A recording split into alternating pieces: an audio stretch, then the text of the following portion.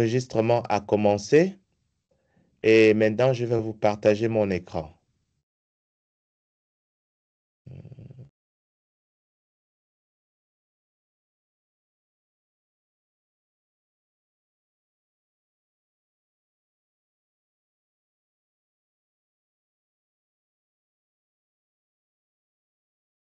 OK. Vous voyez mon curseur, n'est-ce pas?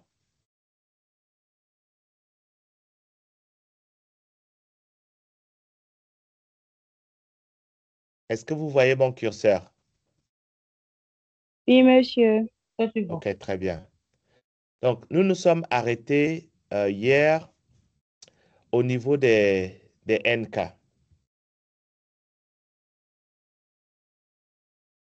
OK.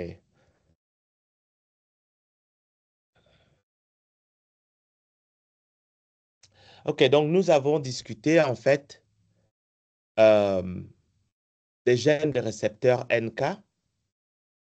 OK? Et on a dit que ces gènes de récepteurs 1, 2, 3,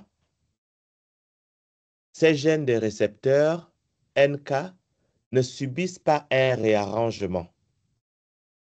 OK? Donc, les NK ne sont pas impliqués dans l'immunité amine. Les NK ne font pas partie des cellules de l'immunité adaptative.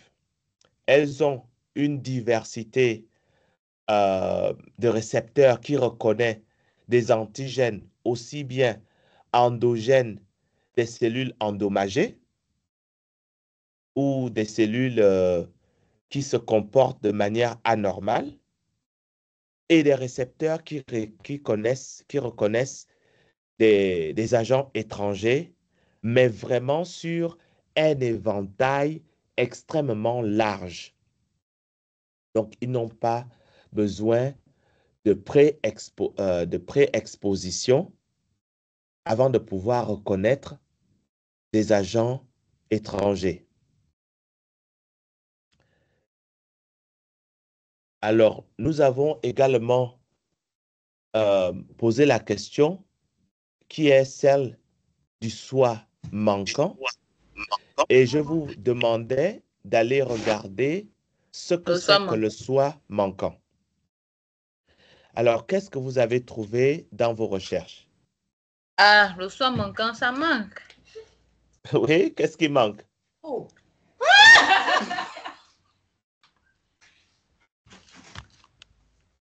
Qu'est-ce qui manque dans le soi manquant?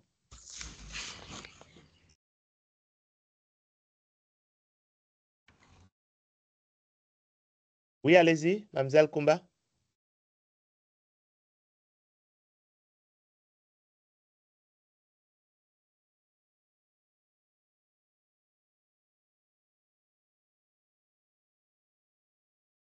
Jessica, nous vous écoutons.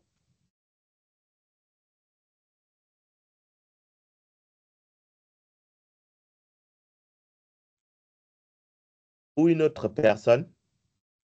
Jessica a la main levée. Quoi?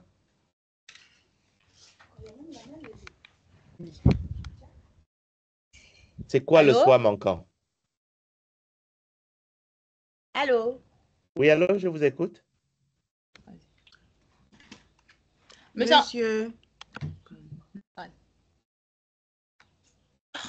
la théorie du soi manquant stimule que les cellules naturelles killer reconnaissent et détruisent les cellules qui n'expriment pas suffisamment de molécules du soi, en particulier les molécules du CMH de classe 1. Très bien.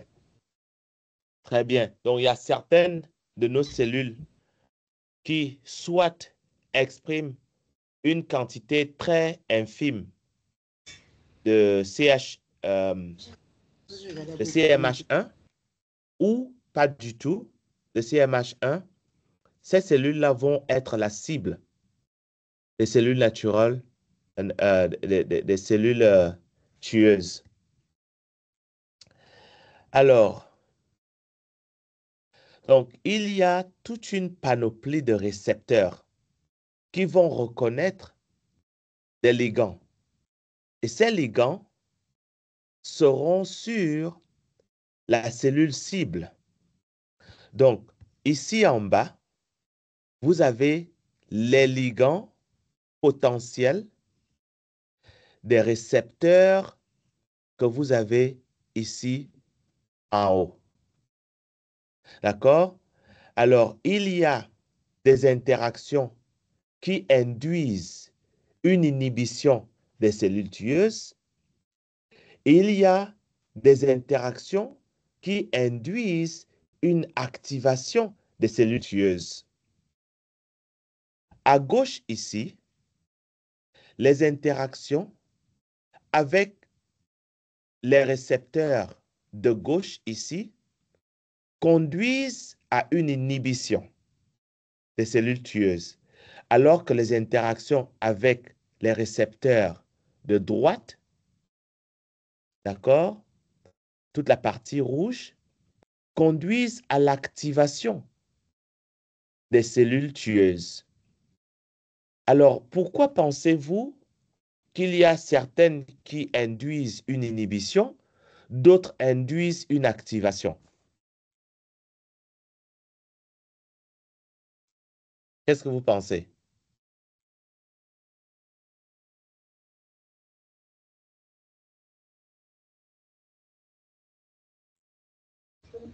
Monsieur, vous pouvez reposer la question. Oui. Pourquoi pensez-vous qu'il y a certaines interactions qui induisent une inhibition des cellules tueuses, d'autres interactions induisent une activation des cellules tueuses?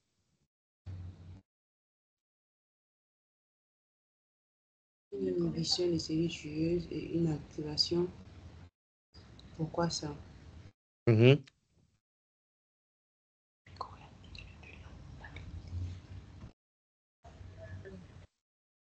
Monsieur, vous pouvez Monsieur, s'il vous plaît, on reformuler, n'a s'il pas vous compris plaît. de la connexion. Bon, reformuler ça encore de quelle manière? Ah, Bon, reprendre, bien répéter, Demande s'il vous pas, plaît. il y a J'avais une pas compris. activation. Est-ce que quelqu'un peut répéter ce que j'ai dit? Ce que vous avez compris? Monsieur demandait si pourquoi nous avons une activation des cellules tueuses et une inhibition de ces cellules-là. Pas réellement pourquoi il y a pareil. activation, pourquoi il y a inhibition, pourquoi certaines interactions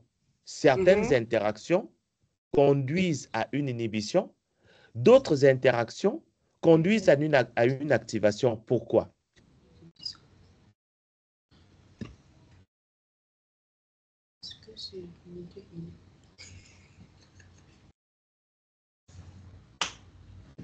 Mais ceci a inhibition. C'est peut-être pour rétablir. C'est pour?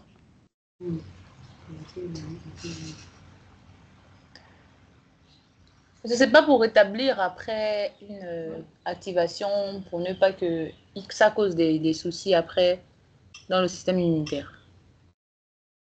Oui, absolument. Absolument. L'activation et l'inhibition des cellules NK doit être contrôlée, doit être modulée.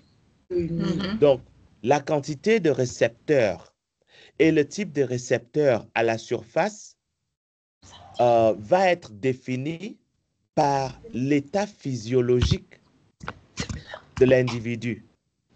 Si, lors d'une infection, vous avez nécessairement les récepteurs d'activation qui vont être présents et qui vont interagir avec les DAMS, avec les MAMS, d'accord? Ce qui va causer une activation des cellules. De la même manière, lorsqu'il n'y a pas de danger, à quoi ça sert d'avoir les récepteurs de signaux de danger présents en grand nombre et une cellule active? Ça ne sert strictement à rien. Donc, du coup, il y a des récepteurs qui vont être à ce moment-là exprimés, exposés et en fait reconnaître des ligands de telle sorte qu'il n'y ait pas destruction. Oups. Désolé. On appelle. Désolé. De telle sorte qu'il n'y ait pas activation de la cellule de manière accidentelle. Donc, il y a une régulation très, très rigoureuse de qu'est-ce qui doit être produit, d'à quel moment les cellules NK doivent être actives et à quel moment elles doivent être inactives. OK?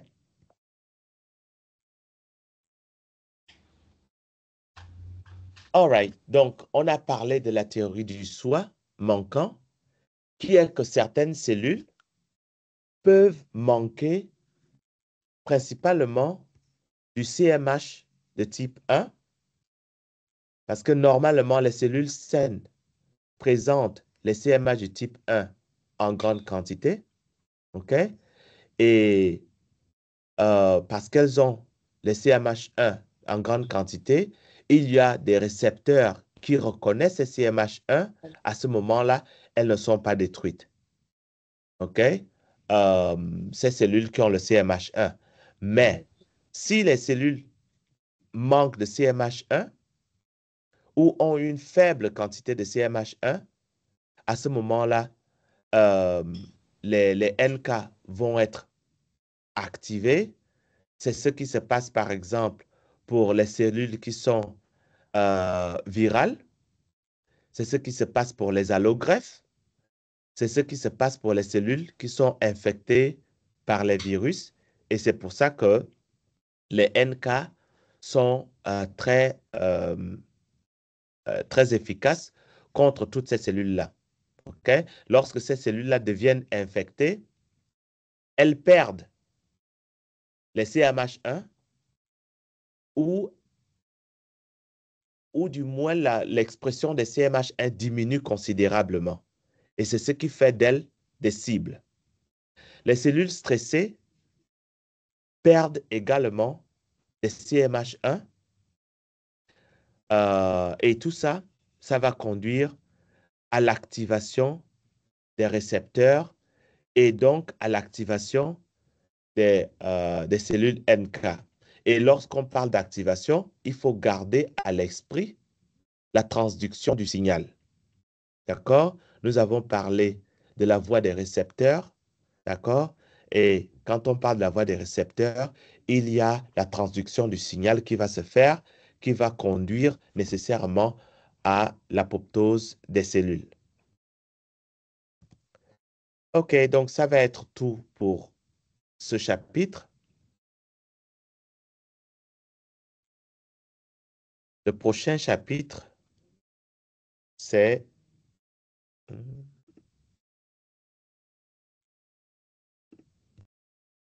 celui sur l'immunité muqueuse. Alors, l'immunité muqueuse, vous la connaissez déjà, mais là, nous allons rentrer dans les détails. Oui, Nancy? Monsieur, j'ai une question. Oui, allez-y. Dans le cas des maladies auto-immunes, est-ce que les cellules concernées ont un faible taux de CMH1? C'est possible. C'est complètement possible parce que au niveau de l'auto-immunité, il y a plusieurs raisons de l'auto-immunité. Et les raisons ne sont pas toujours les mêmes dans l'auto-immunité. Parmi les raisons, il peut y avoir absence ou extrême basse expression des CMH de classe 1. Oui. Ça répond à votre question? Oui, monsieur, merci. Très bonne question d'ailleurs. OK. Donc, les questions à considérer, c'est quoi le MALT? Mucosa Associated Lymphoid Tissue. Qu'est-ce que c'est? Quelle est sa fonction initiale dans le corps? Quelles sont les cellules qui sont impliquées dans la fonction du malt? En quoi les réponses humorales et cellulaires sont-elles différentes si c'est le cas? Et quel est le processus de développement du malt dans une personne? Et d'ailleurs, à la fin du chapitre, vous allez voir une question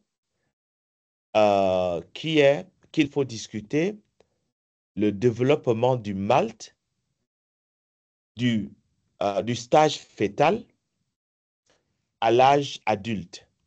Comment ce malt évolue dans l'espace et dans le temps.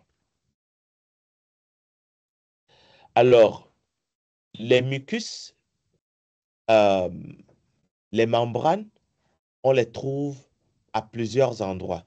Alors, vous avez au niveau buccal et nasal, vous allez avoir partout où vous avez des épithélias, vous avez une surface. Alors, je vais répéter ça. Partout où vous avez des épithélias, vous avez une surface. Une surface qui communique de manière directe ou indirecte avec l'extérieur. Okay? Par exemple, les glandes lacrymales sont une extension de la peau. Okay? Les glandes lacrymales sont une extension de la peau. C'est pour ça que lorsque vous pleurez, les larmes coulent à l'extérieur du corps. Donc, ça communique directement avec l'extérieur du corps. Les glandes salivaires, lorsque vous salivez, la salive arrive dans la bouche qui éventuellement peut sortir de la bouche. D'accord? Donc, ça communique avec l'extérieur. OK? Toute la région buccale est une région où il y a du mucus. Vous avez les glandes mammaires qui communiquent également avec l'extérieur. Vous avez le tractus urogénital qui communique avec l'extérieur. Tout ce qui est tissu conjonctif, pas tissu conjonctif, mais au niveau des yeux, vous avez les sinus, vous avez la trachée, vous avez les poumons, donc ça c'est le tractus respiratoire. Vous allez avoir le tractus gastro-intestinal. Tous ces éléments vont être couverts de mucus et donc d'épithélium. Il n'y a pas de mucus sans épithélium. OK? Il peut y avoir épithélium sans mucus. Par exemple, la peau. La peau est une épithélium stratifié, mais qui n'a pas de mucus. Alors, le Mucosa Associated Lymphoid Tissue représente la première ligne de défense dans l'organisme. Il y a à peu près 90% des antigènes qui vont pénétrer dans le corps par voie muqueuse. Et seule une toute petite fraction, à peu près 10%, peut rentrer dans le corps par voie d'effraction de la peau. La majorité va rentrer dans le corps par des voies muqueuses. Et c'est pour ça que, au niveau du système de défense, il y a des éléments chimiques qui vont venir dans cette voie muqueuse. Parmi les éléments chimiques, il y a des antigènes, y compris les immunoglobulines A, qui vont activement remplir un rôle de défense contre les agents étrangers. Nous avons que les maltes sont des organes lymphoïdes secondaires. OK? Elles participent. Oh boy, c'est pas possible.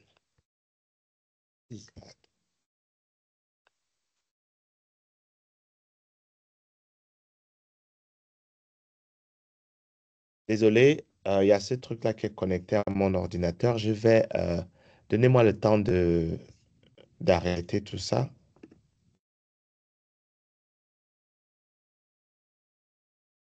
OK. OK. Donc, je disais que les mucus sont des voies d'exclusion des antigènes et aussi des voies d'information du système immunitaire. Nous avons la barrière qui est physique, mais elle est aussi chimique. Dans cette barrière qui est aussi bien physique que chimique, vous avez aussi le rôle de la flore normale. Alors, question, quel est le rôle de la flore normale dans, euh, dans le malt, ou du moins dans la première ligne de défense? C'est quoi le rôle de la flore normale dans la première ligne de défense?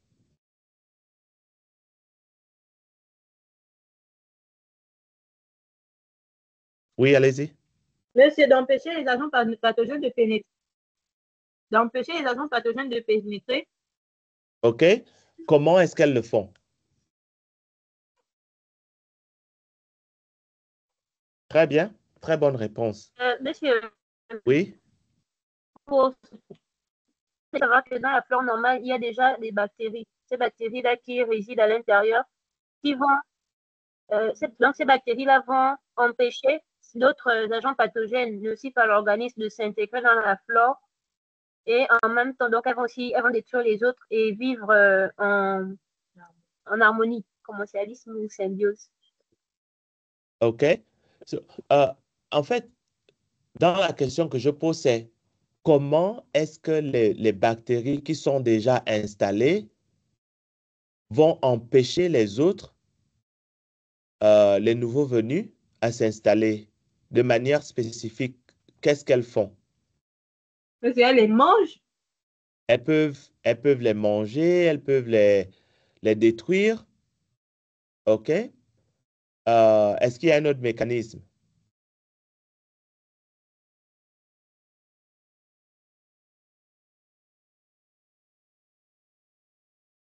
En réalité, elles ne peuvent pas vraiment les manger, elles peuvent causer leur destruction.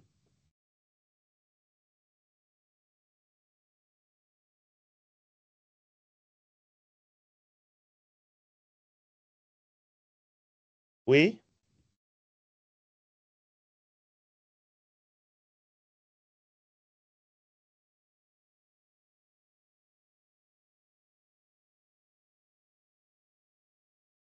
Monsieur, Oui? déjà, normalement, lorsque les bactéries viennent sur la flore, c'est pour chercher des nutriments. Donc, elles cherchent à se nourrir.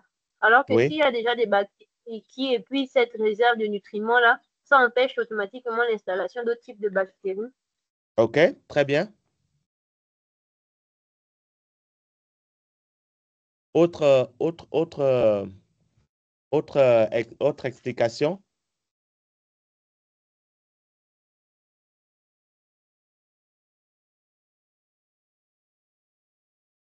Autre explication?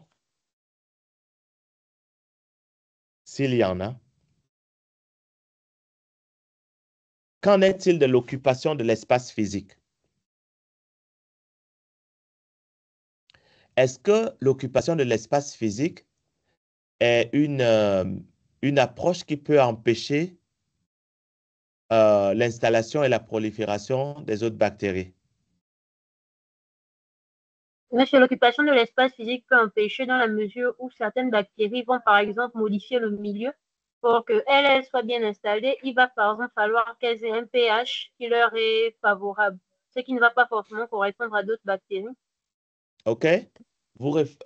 Très bien, mais vous réfléchissez un peu trop. OK? Mais c'est très bien ce que vous dites. OK? Et ça, c'est l'aspect chimique. Alors que lorsque je parle de l'espace physique, si vous êtes assis sur une chaise et que moi j'ai envie de m'asseoir sur la même chaise, quelle est la probabilité que moi je peux m'asseoir sur la même chaise lorsque vous vous êtes déjà assis sur cette chaise-là? Monsieur, si c'est vous, je vais m'élever, mais si c'est Nyangé, on va se battre. Elle ne va Voilà, pas s'asseoir. n'est-ce pas? C'est exactement ce qui se passe avec l'aspect physique. D'accord? Donc, si vous êtes déjà assise eh bien, il va falloir que la personne vienne se battre avec vous pour que Nyangui prenne la place. Or, vous n'allez pas vous laisser faire. Donc, vous allez dire, Nyangui, pour m'enlever de ci, il va falloir que tu sois plus forte. Mais déjà, cette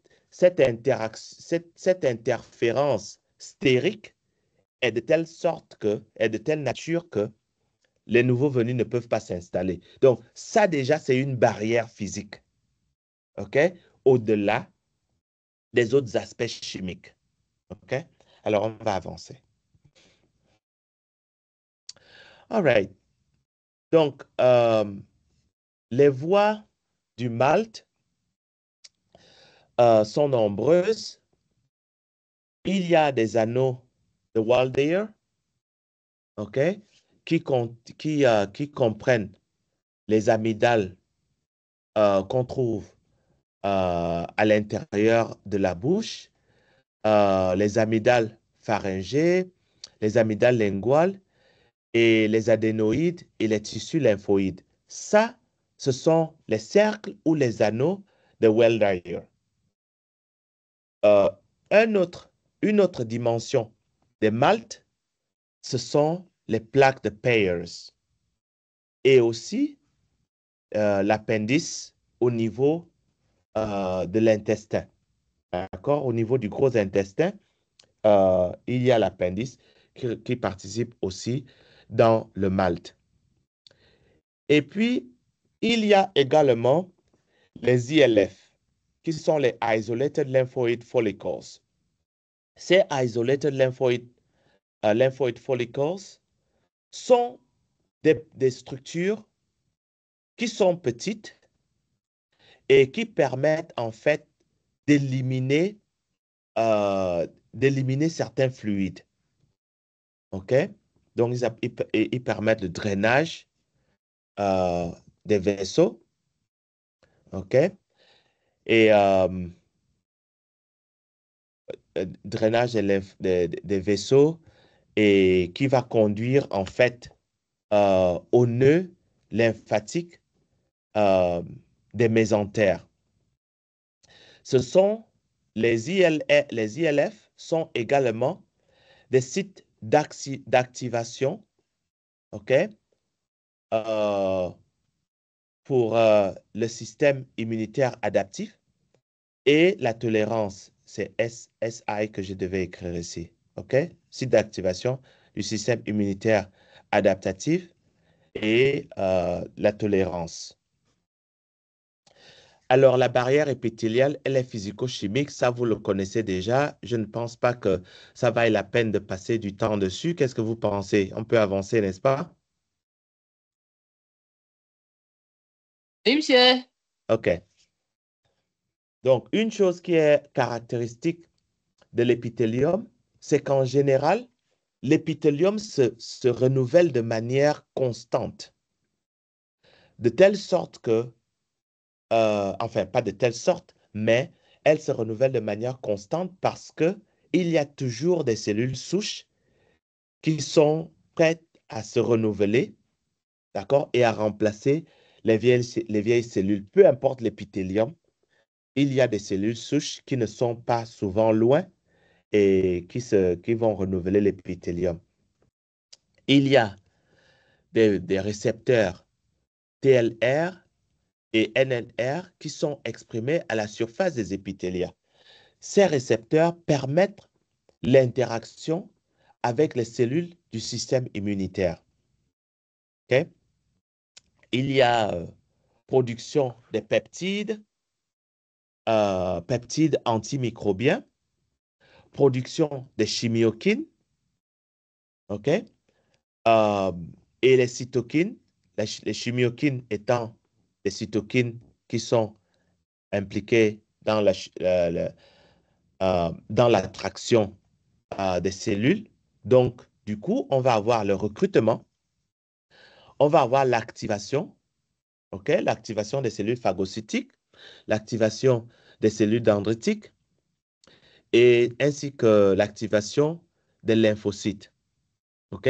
Et tout ça participe à un renforcement de la barrière de l'épithélium, ce qui fait que pour que la première ligne de défense soit battue et qu'on ait besoin de la deuxième ligne de défense, il faut réellement que l'agression soit énorme.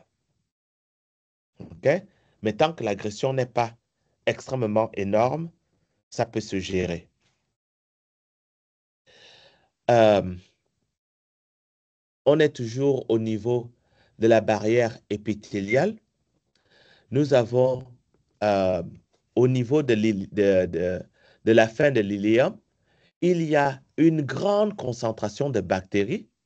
Cette grande concentration de bactéries permet à la fois une occupation physique de l'espace qui empêche les nouveaux venus de s'installer, mais également une production de peptides antimicrobiens qui, de manière active, va aller causer des brèches dans les membranes des nouveaux venus. Okay? Au niveau du côlon, nous avons des bactéries en grande quantité. Nous avons une concentration de cellules goblet cells. Comment on dit goblet cells en français?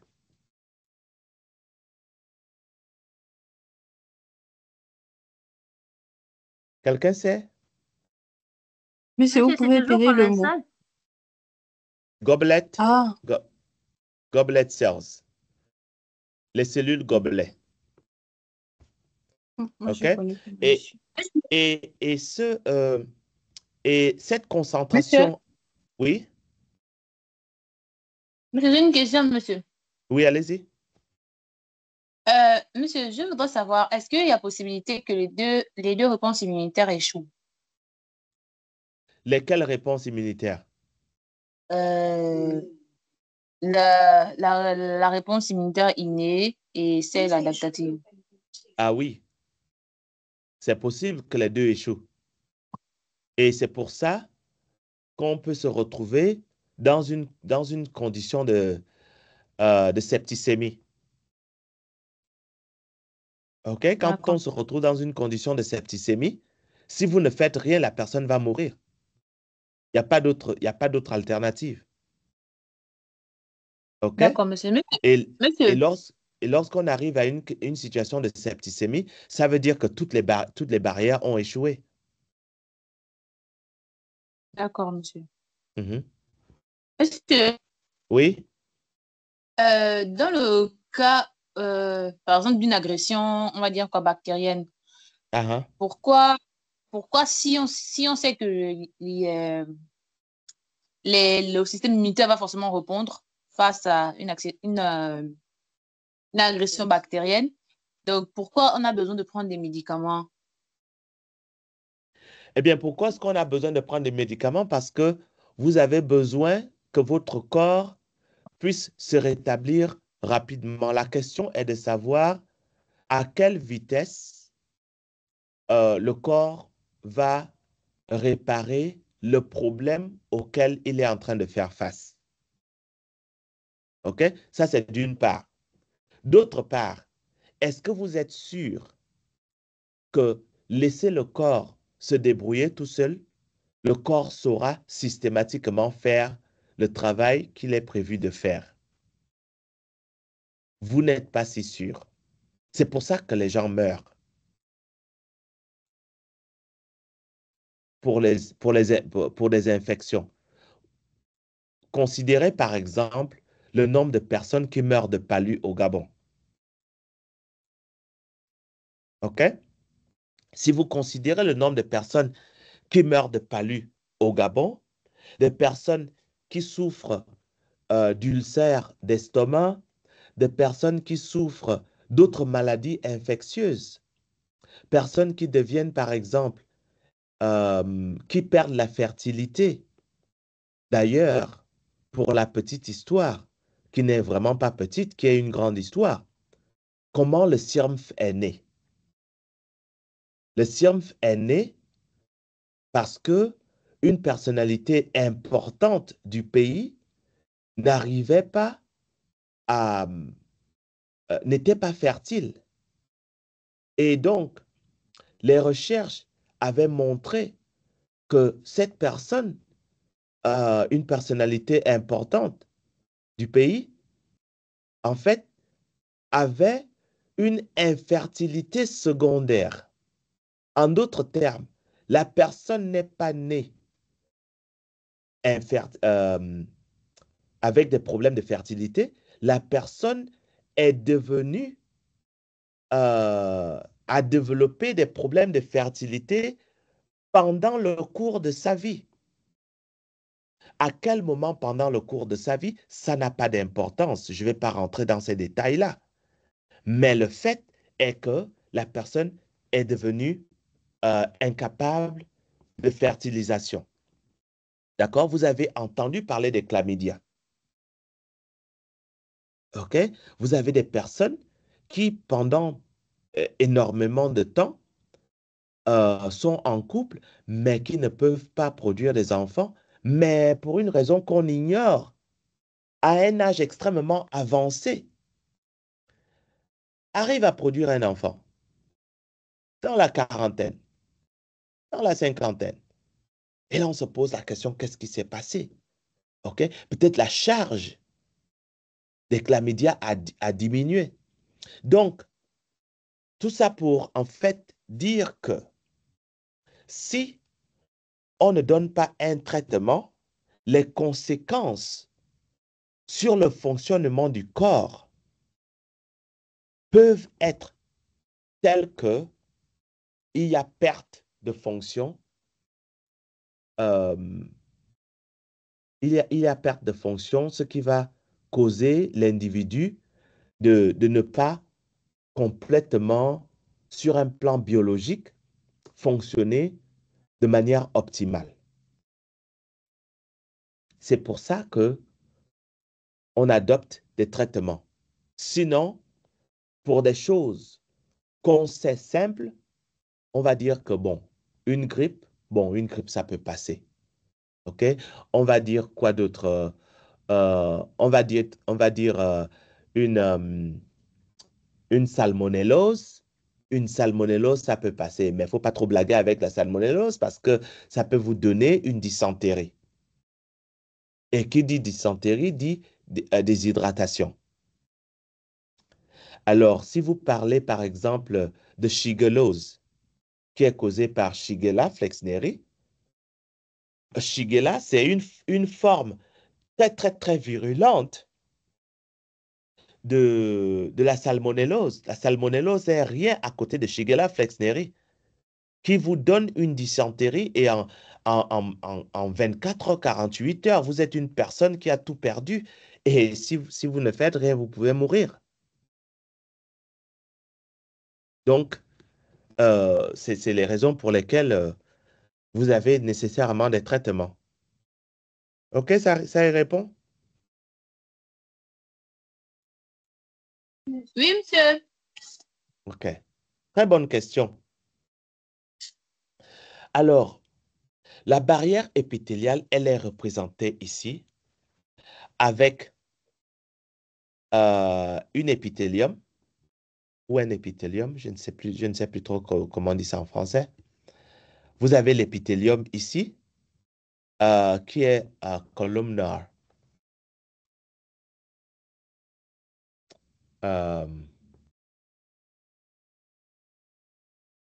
Bon, j'ai vraiment perdu mon français. Vous avez une épithélium ici. Et dans cet épithélium, vous avez les cellules épithéliales et puis vous avez les cellules, les goblet cells. OK? Ces goblet cells sont responsables de la production de tout le mucus que vous voyez là. Et puis, les cellules qui sont en dessous, vont produire tous les éléments que vous voyez ici. Vous avez vous avez les anticorps, notamment l'immunoglobuline A. On peut se poser la question, comment cette immunoglobuline A fait pour se retrouver ici? Eh bien, il faut que des lymphocytes B puissent produire cette immunoglobuline et cette immunoglobuline va être transportée à l'extérieur ici. Okay? Vous avez les bactéries qui sont soit commensales, soit mutualistes. Okay? Vous avez des peptides antimicrobiens qu'on retrouve ici, certains produits par les bactéries qui sont résidentes, d'autres produites par les cellules épithéliales. Vous avez quoi d'autre que je peux vous mentionner? Vous avez en dessous de l'épithélium, vous avez des cellules T. Dans l'épithélium, vous avez des IESC. Ces IESC sont en réalité les cellules M. Ces cellules M sont là où les particules peuvent traverser l'épithélium par voie de transcytose. On va parler de transcytose tout à l'heure. OK? Vous avez des macrophages qui sont en dessous. Vous avez les cellules dendritiques qui sont en dessous. Vous avez tout un tas d'acteurs qui participent ici à la barrière épithéliale, donc au MALT. OK? Donc, en 1, vous avez le mucus. En 2, vous avez la barrière biochimique. OK? Mucus, barrière biochimique, donc tous ces éléments moléculaires. Et puis, vous avez les éléments cellulaires. OK? Et puis, vous avez la cellule M du IESC. OK? Alors, comment le GALT est organisé? Vous avez les vaisseaux lymphatiques et notamment le lactyle ici. OK? Ce lactyle, en fait, rentre dans les microvillus, les microvilli. OK? Vous avez la villosité ici. OK? Ce sont les microvilli. Microvillus, ça c'est un microvillus. Ici, vous avez le lactyle ici en bas. Et c'est ce lactyle ici en bas qui absorbe les lipides lors de la digestion et de l'absorption des nutriments. Mais vous avez également que ces lactyles vont apporter les cellules du système de défense. Vous pouvez penser aux cellules T, vous pouvez penser aux macrophages, vous pouvez penser aux cellules B, vous pouvez penser à toutes les cellules du système de défense. OK? Donc, vous avez les entérocytes, voilà, on les appelle les entérocytes. OK? Vous avez les entérocytes, vous avez les cellules à gobelets, voilà, c'est comme ça qu'on les appelle en français, les cellules à gobelets, les goblet cells. OK? Vous avez quoi d'autre? Vous avez les M cells. Vous avez des IgA. En fait, vous avez tout le système. Ici, on a déjà parlé de certaines cellules ici. OK? Les plaques de Peyers, vous avez les follicules, vous avez les cellules de la défense. Ici, ces plaques de Peyers sont un site d'induction, OK, des tissus lymphoïdes pour la défense. Et puis, vous avez le site effecteur ici pour la production des IgA par les plasmocytes, d'accord, qui sont des cellules B différenciées. OK? Donc voilà, sur un plan graphique, ce à quoi ressemble les GALT. Alors, nous allons maintenant aborder les sites d'induction. Donc, vous avez parlé des sites d'induction ici, où nous avons parlé des sites d'induction ici. Donc, nous allons zoomer dans ce site d'induction. Alors, lorsqu'on zoome dans le site d'induction, nous avons les cellules M. Ces cellules M sont des cellules par lesquelles les agents infectieux sont capables d'aller dans l'intérieur du tissu par voie de transcytose. En d'autres termes, une cellule ici qui pourrait venir et infecter l'épithélium ne va jamais rentrer par les cellules épithéliales parce que le domaine apical n'a pas la même nature moléculaire que le domaine basal. C'est plus facile pour les bactéries de rentrer dans l'épithélium par les voies basales que par les voies apicales. Il faut savoir ça. OK? Alors, le seul endroit par lequel ces cellules peuvent rentrer, c'est par les cellules M. Donc, les bactéries vont rentrer par les cellules M. Vous avez une vésicule qui se forme ici et les bactéries vont se retrouver de l'autre côté. Vous avez une cellule dendritique qui va recevoir ces bactéries-là. Il y a deux possibilités. Ces bactéries peuvent être détruites par la cellule dendritique ou le macrophage, ou ces cellules peuvent avoir un mécanisme de survie dans les macrophages ou les cellules dendritiques. Alors, je vais un peu revenir en arrière. Je pense que vous avez vu en microbiologie qu'il y a des bactéries qui ont la capacité de contourner les mécanismes de défense. N'est-ce pas? Est-ce que vous avez vu ça?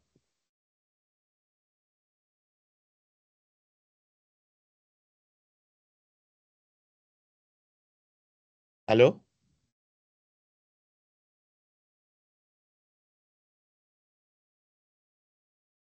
Allô? Vous m'entendez? Oui, monsieur. Oui, monsieur, on vous entend. OK. Est-ce que vous avez vu qu'il y a des bactéries qui sont capables de contourner le système de défense?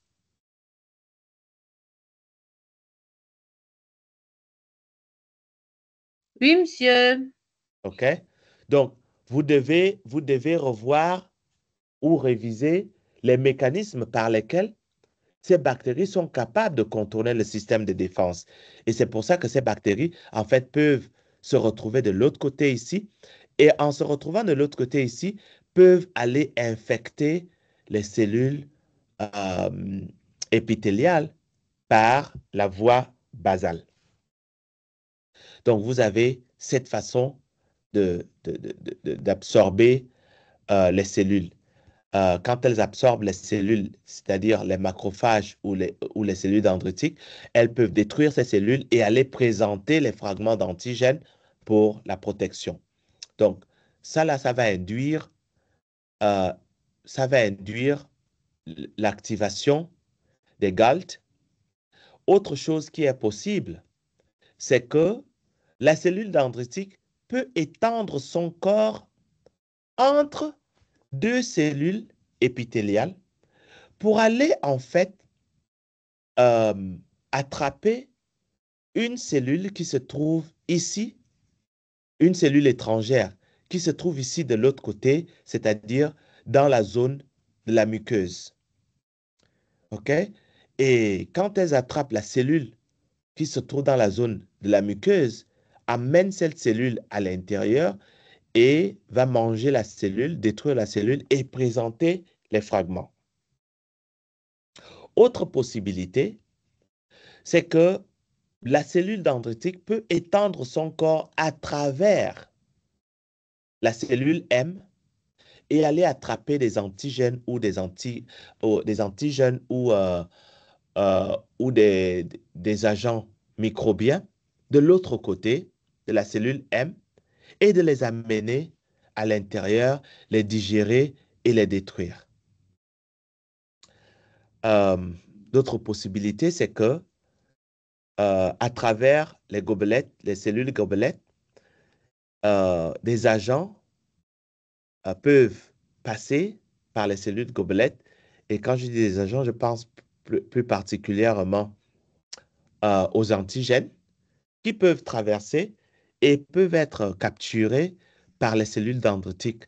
En dessous, vous avez les macrophages qui peuvent également capturer les cellules bactériennes, les détruire et présenter les antigènes. Donc, ça, ce sont les différents mécanismes par lesquels les GALT, Gut-Associated Lymphoid Tissue, G veut dire gut, G-U-T, Gut-Associated Lymphoid Tissue. Okay? C'est le processus par lequel ces GALT sont activés. Et là, nous allons regarder de manière un peu plus près le processus de transfert des antigènes et microbes du côté de la lumière de l'épithélium au côté interne de l'épithélium. Donc, nous avons au niveau de la lumière, ici, les cellules M. Et ici, nous avons les cellules épithéliales.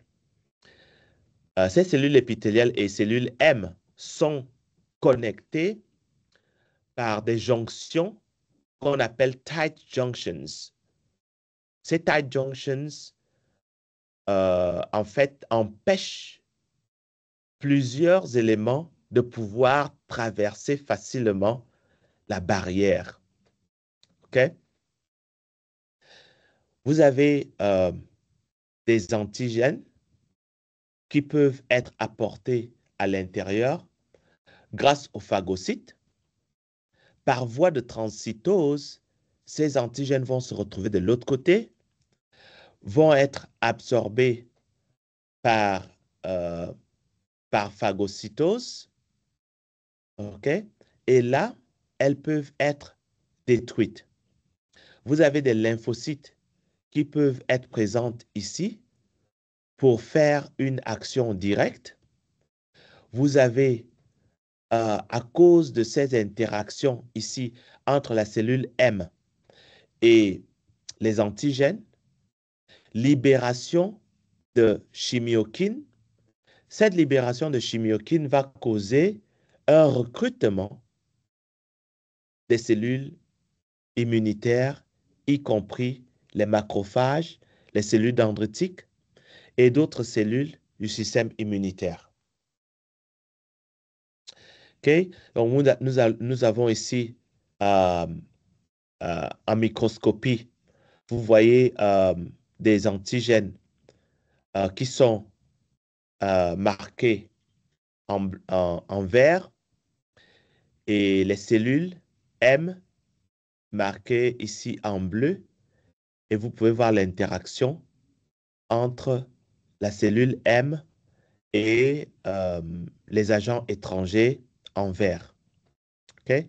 Vous avez également la même chose ici, interaction entre la cellule M et les agents étrangers. Et tout ça, ce sont des photos qui ont été prises avec des microscopes. All right. Parlons maintenant des cellules de l'immunité innée qu'on retrouve dans le système du mucus. Enfin, dans le système épithélial, le GALT et le MALT. Quelles sont les cellules de l'immunité innée qu'on retrouve dans cette zone-là? C'est ce qu'on va aborder maintenant. Avant d'aborder ça, on va prendre une petite pause. OK? Donc, je vais d'abord arrêter de partager mon écran et puis arrêter l'enregistrement pour une petite pause.